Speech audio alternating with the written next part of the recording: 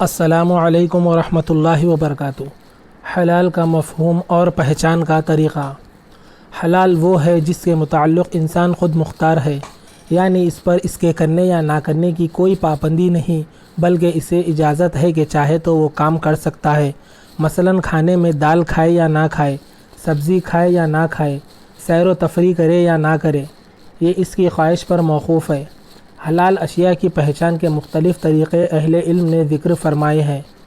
کتاب و سنت میں جس چیز کے حلال ہونے کا ذکر ہو، جیسے وَطَعَامُ الَّذِينَ أُوتُوا الْكِتَابَ حِلٌّ لَكُمْ سورہ المائدہ آیت نمبر 5، اور اہل کتاب کا کھانا تمہارے لیے حلال ہے۔ کتاب و سنت میں عدم اسم کوئی گناہ نہیں، عدم جناح کوئی گناہ نہیں، اور عدم حرج کوئی حرج نہیں کہ الفاظ کے ساتھ کسی کام کی اجازت دی گئی ہو، جیسے مجبور شخص کے لیے حرام کے حلال ہونے کا ذکر ان الفاظ میں فرمایا، فَلَا إِثْمَ عَلَيْهِ سورہ البقرہ آیت نمبر 173، اس پر کوئی گناہ نہیں۔ عدت والی عورتوں کو اشارے کنایے سے نکاح کے متعلق بات کرنے کی حلت کا ذکر ان الفاظ میں فرمایا، لَا جُنَاحَ عَلَيْكُمْ سورہ بقرہ آیت نمبر 235، تم پر کوئی گناہ نہیں۔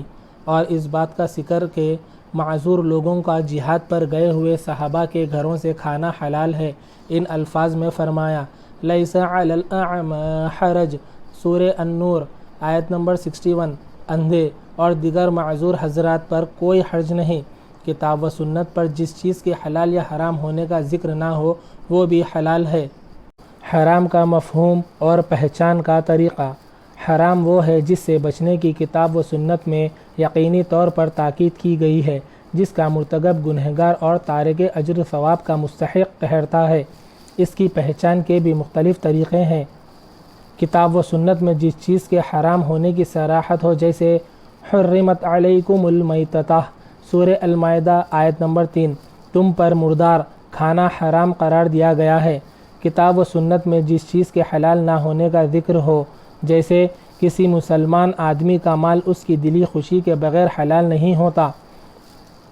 کتاب و سنت میں جس چیز سے یقینی طور پر روکا گیا ہو، جیسے اجتنبوا قول الزور سورہ حج آیت نمبر 30، جھوٹی بات سے بچو۔ کتاب و سنت میں جس فعل کے ارتکاب پر سزا کا ذکر ہو، جیسے ان الذین یأکلون اموال الیتامی ظلما انما یأکلون فی بطونہم نارا وسیصلون سعیرا سورہ النساء آیت نمبر 10، جو لوگ ناحق ظلم سے یتیموں کا مال کھا جاتے ہیں وہ اپنے پیٹ میں آگ ہی بھر رہے ہیں، اور عن قریب وہ دوزخ میں جائیں گے۔ یہاں یہ اصول بھی یاد رہے کہ نبی کریم صلی اللہ علیہ وسلم نے کوئی بھی حرام کام کر کے نہیں بتایا کہ یہ حرام ہے، بلکہ محض زبان سے ہی اس کی حرمت کی وضاحت فرما دی۔